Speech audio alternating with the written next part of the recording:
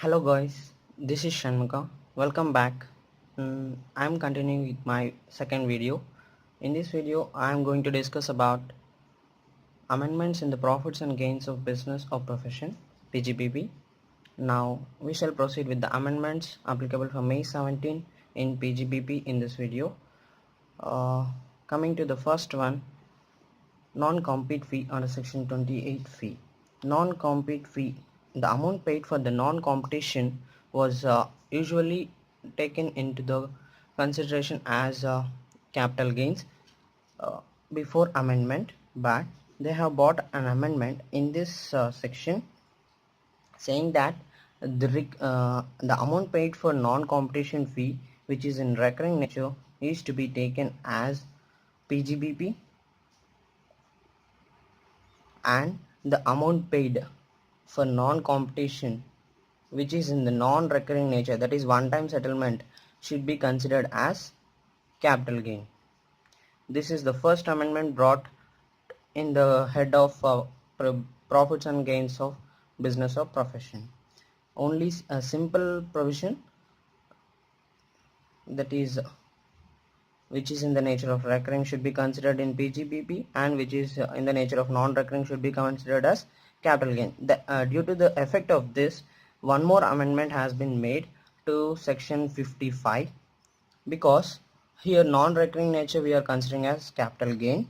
So now cost of acquisition of a business is allowed for the indexation for any business who have purchased another business. Suppose there is an existing business and you purchase this business for 100 crore, and now in 1999, now when you are selling in 2016 this business,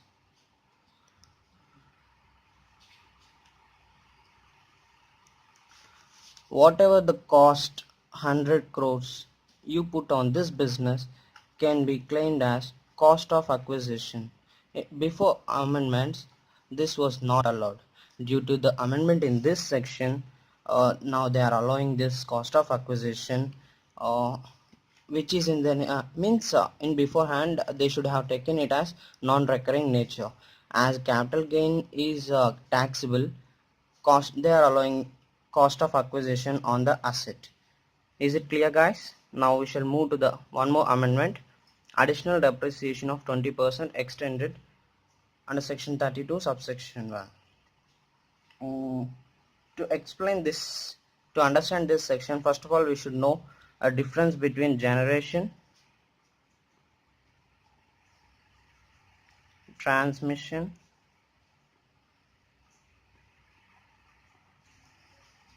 and distribution of electricity.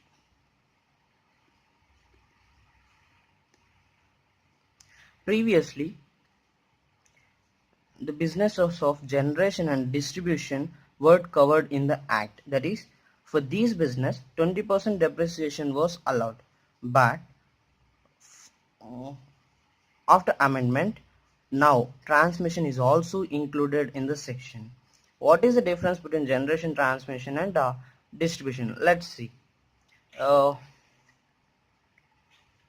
Suppose this is the power generation unit. These are substations.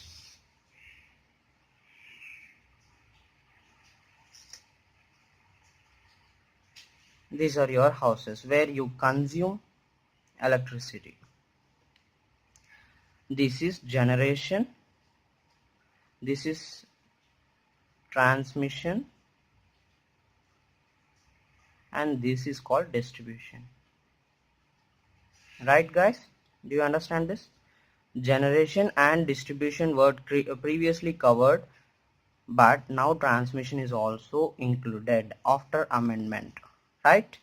That is, for a business engaged in transmission, additional depreciation of 20%, or in case of backward areas 35% is also allowed.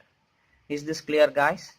Actually, it was allowed for the manufacturing industries and power generation, and distribution entities, but now power generation and transmission and distribution entities are also covered in this section. Is this clear? Now let's move on to the next. Under section 32 AC to be available in the year of installation. 32 AC investment allowance of 15% is allowed of an entity where the cost of the asset is 25 crore and total value of the assets is 25 crore in the previous year, and this was allowed where the purchase and installation was in the same year, and the conditions were purchase and installation of the asset should be in the same year, but they have removed this point because genuinely it may take much time to purchase and install a machinery in the plant. For this genuine reason, so many entities were losing this additional depreciation of 25%. So they brought an amendment and they are allowing this 32 AC depreciation in the year of installation. Okay guys, is it clear? Now let's move on to the next amendment in the PGBP. Capital expenditure on spectrum fee. Now section 35 ABB new section is added. Do you remember telecom fee?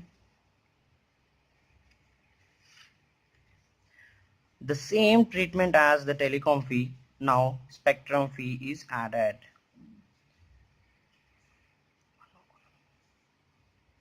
Spectrum fee. How we use it to allow the capital expenditure on telecom fee. Now capital expenditure on spectrum fee is also allowed. In the same manner as in the telecom fee, the same treatment of telecom fee we need to give to the spectrum fee as applicable in 35 ABB 2 to 8. We need to replace the word telecom fee to license fee to spectrum fee.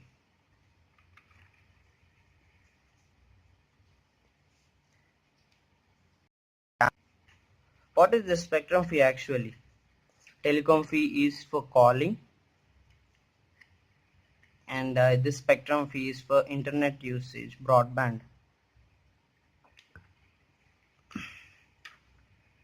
In my view, this benefits only to Geo. Okay guys, do you understood? They included this new section 35 ABB to cover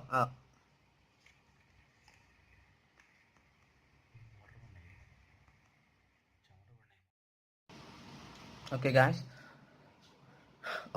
Now we shall move on to the next amendment. Nbfc, non-banking financial corporation. Previously provisions for bad and doubtful debts were allowed only to scheduled banks and cooperative banks.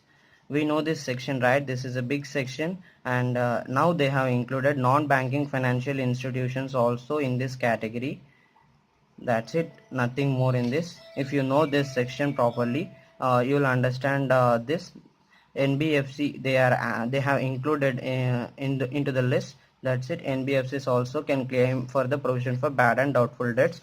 Now extension of the we shall move to the next extension of scope of section 43b. Do you remember 43b? What is this? Cash payment. If any expense if you have made in cash and before due date, even after the books of account, this expense would be allowed, right? In this into the list of 43b for this railway, for any expense related to usage of railway assets to be paid to the Indian Railway,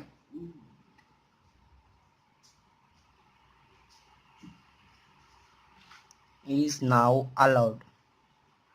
They have included this section to increase the collections to the Indian Railway.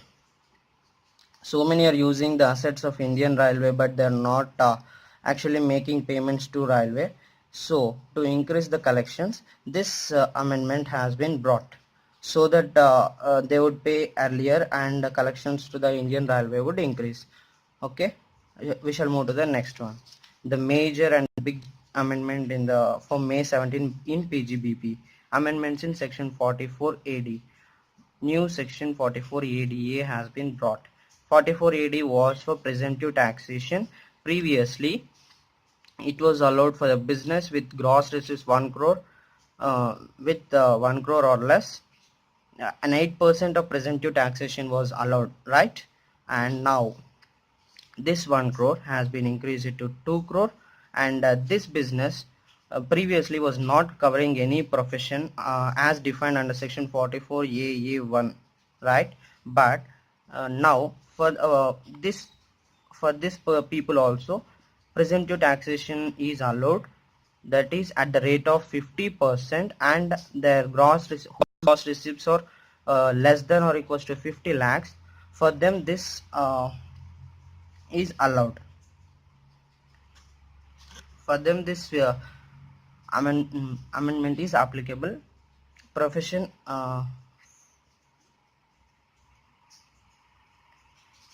for people who are in the profession and whose gross receipts are less than 50 lakhs, and for them this deduction is applicable as defined. For people who are defined in section 44 AA1, for them this section is applicable, and who are opting for this presumptive taxation, they cannot claim any deduction under section 30 to 38. These are the expenses allowed, and no depreciation can be claimed on assets used, right? This is increased to 2 crore, and here new section has been brought, 44 ADA, presumptive income. And coming to this, they have brought conditions for these also. Once you opt for presumptive taxation, in the next 5 years you cannot go for actual income. Actual income based tax. This is 44 ADA4. But if you opt for actual income based tax in the next 5 years, the year in which you opt for the actual income based tax, from that year to next 5 years you cannot opt for presumptive taxation.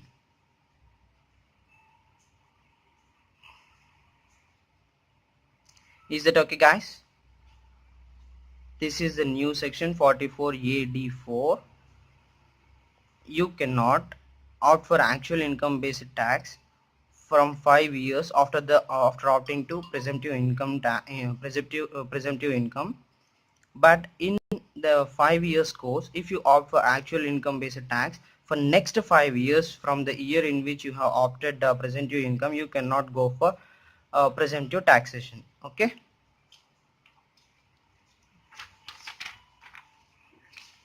And next, finally, we move to the last amendment of this PGBP, tax audit.